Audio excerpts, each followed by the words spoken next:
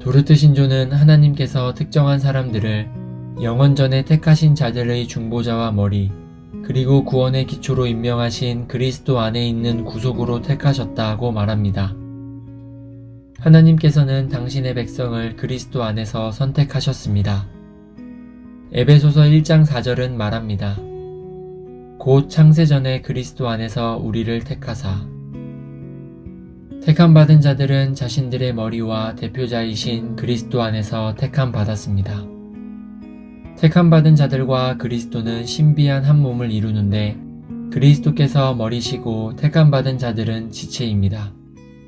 그리스도 안에 있는 지체들을 그 사랑하시는 자 안에서 받아주십니다. 그리스도께서는 또 택함받은 자들의 중보자가 되시고 구원의 기초가 되셨습니다. 그리스도께서 선택의 기초는 아니심을 주의하십시오.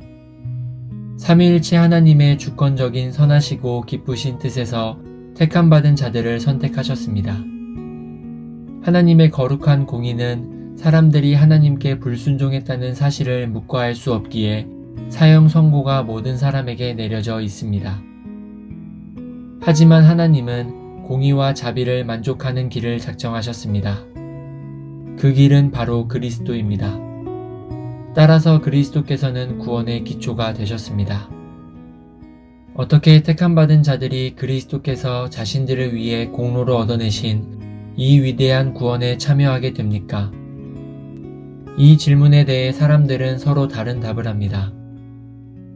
어떤 이들은 사람이 자신의 자유의지로 예수 그리스도를 받아들여야 한다고 말합니다. 하나님께서는 그리스도 안에 있는 구원을 제공하셨고 그리스도를 자신의 개인적인 구주로 받아들이는 것은 사람에게 달렸다는 주장입니다. 반대편 끝에 서 있는 사람들은 아니다. 우리는 자유의지와 아무 상관도 하고 싶지 않다. 하나님의 백성은 영원전에 이미 의롭다 하심을 받았고 태어난 이후에는 진리 안에서 양육받고 자라감에 따라 그 영원전에 이미 의롭다 하심을 받은 사실을 알게 되는 것이지 하나님의 백성이 구원받기 위해 무엇을 해야 하는 것은 아니다 하고 답합니다. 둘 다 틀렸습니다. 도르트 신조가 어떻게 말하는지 보십시오.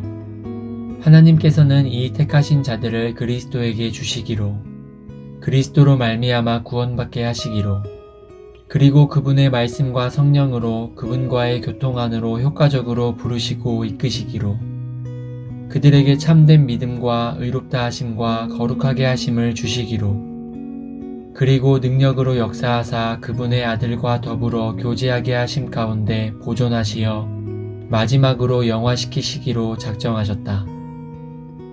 이는 하나님의 자비를 나타내며 또한 그분의 은혜의 영광을 찬송하게 하기 위함이다.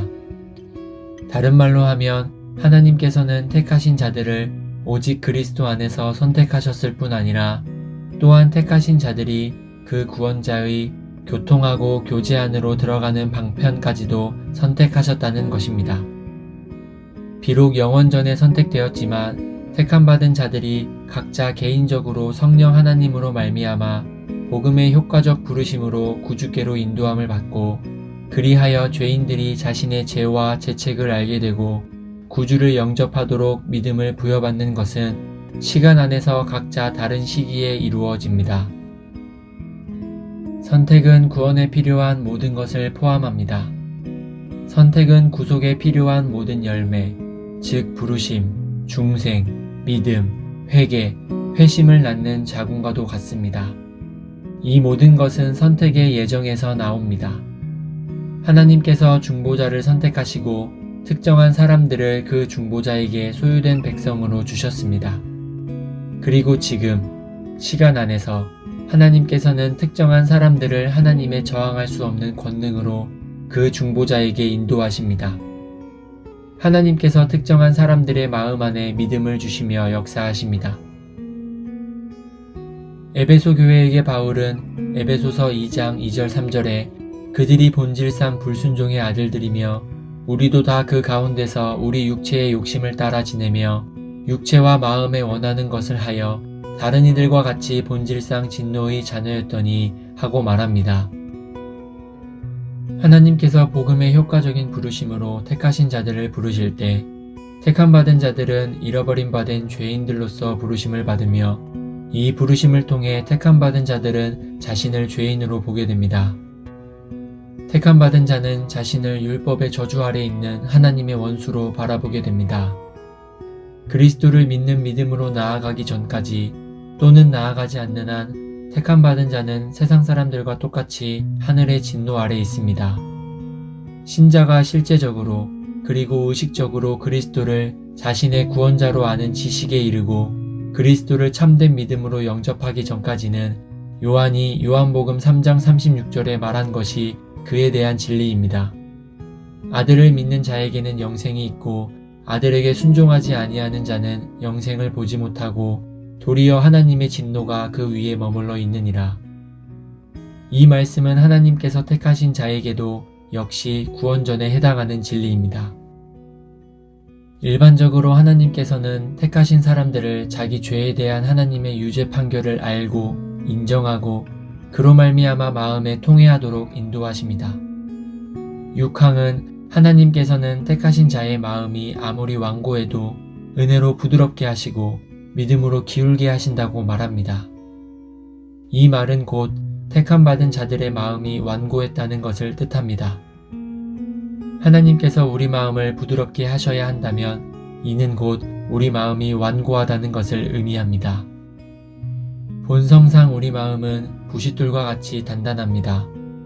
하지만 하나님께서는 그 마음이 아무리 완고하더라도 그리스도를 믿도록 기울이십니다. 죄인들은 믿도록 인도하심 받습니다.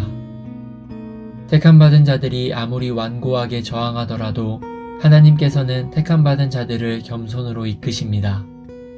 하나님께서는 택함받은 자들을 회개하도록 이끄시고 그리스도를 믿도록 인도하십니다.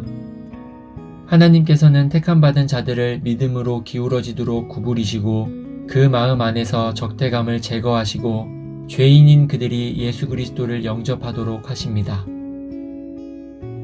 우리는 주 예수 그리스도를 믿는 구원받는 참된 믿음으로 나아가야 합니다.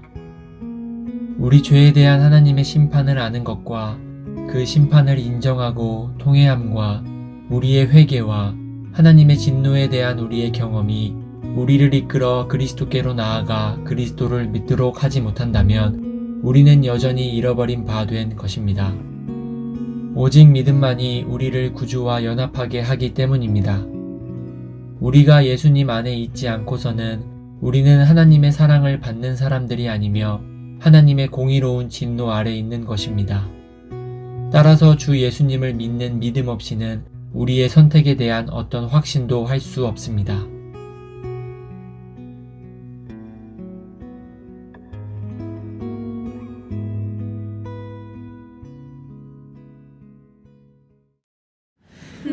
너희 만민들아 손바닥을 치고 즐거운 소리로 하나님께 외칠지어다. 지존하신 여호와는 어미하시고 온 땅에 그